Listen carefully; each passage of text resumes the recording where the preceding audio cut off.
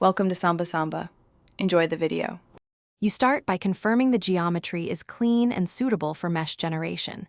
Fix any gaps, tiny features, or overlapping bodies so elements don't fail. Then pick the analysis type because that determines element family and sizing. Set a sensible global size and enable curvature refinement to capture fillets and small radii. Once done, define named selections and domains.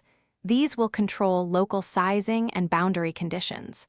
So the first mesh attempt is meaningful and reduces. You now generate a coarse mesh to inspect quality and catch topology issues quickly. Look at skewness, aspect ratio, and Jacobian metrics. Fix bad areas by modifying geometry or mesh controls.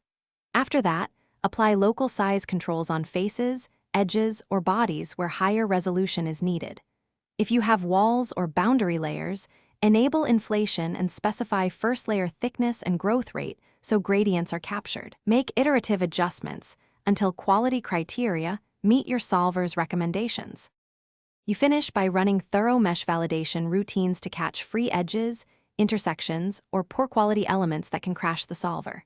Correct issues by repairing geometry, increasing smoothing iterations, or applying targeted remeshing to trouble spots. Once quality passes, set solver-specific mesh options and export the mesh in the proper format for your solver. If things go wrong, one key tip: isolate the problematic region, simplify geometry there, and remesh with tighter controls to avoid global rework.